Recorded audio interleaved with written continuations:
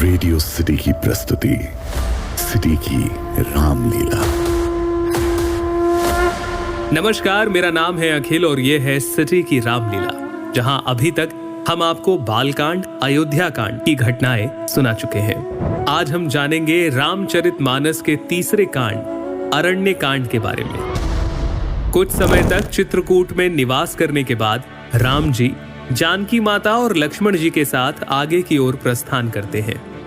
अरण्य कांड में इंद्र के पुत्र जयंत का भी प्रसंग आता है, जो श्री राम के बल की परीक्षा करने के लक्ष्य से कौए का रूप धारण कर माता सीता के चरणों में चोंच मार देता है। माता के चरणों से जब रक्त बह चला, तब श्री राम ने एक सीक को अभिमंत्रित कर जयंत की ओर छोड़ा। जयंत बचने के लिए अपने पिता इंद्र के पास भी गए, लेकिन उन्होंने भी रामद्रोही को शरण नहीं दी। अंत में वो श्री राम से क्षमा प्रार्थना करता है और श्री राम कौआ रूप धारण किए इंद्रपुत्र को काणा कर जीवन दान दे देते हैं। ऋषि अत्रि और ऋषि शरभंग जी से मिलने के बाद जब श्री राम आगे बढ़ते हैं तो उन्हें हड्डियों का ढेर दिखाई देता है। पर मुनि बताते हैं कि राक्षस दल सब मुनियों को खा जाते हैं। तब राम जी प्रतिज्ञा लेते हैं, मैं प्रतिज्ञा लेता हूँ, मैं पृथ्वी को राक्षस रहित कर दूंगा। दंडक वन में ही श्री राम की भेंट होती है जटायु से और फिर यहीं राम जी पंचवटी को अपना निवास बनाते हैं, जहां राक्षस राज रावण की बहन शूर्पणखा उनसे प्रणय निवेदन करती है और लक्ष्मण जी उसके कान नाक काट देते हैं।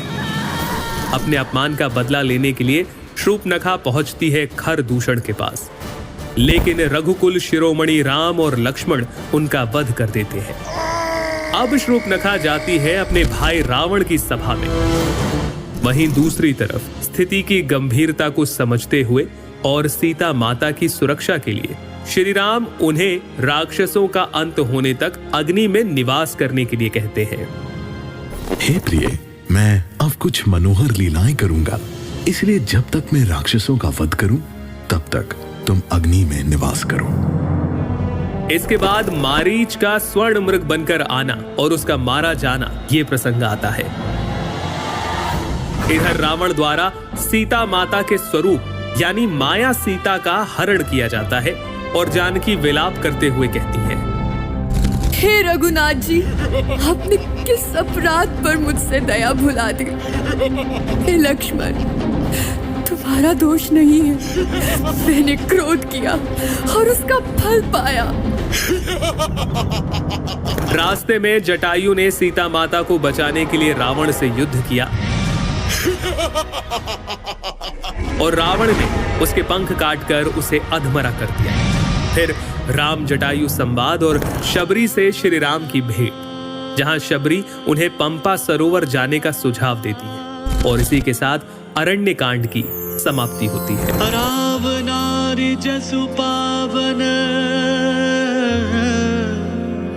गावहि सुनहि जे लोग, राम भक्ति दृढ़ पावहि बिनु बैराग जप योग। ये था रामचरितमानस का अरण्य कांड। आगे हम लोग बात करेंगे किष्किंधा कांड की, जहां भक्त की भेंट होगी भगवान से।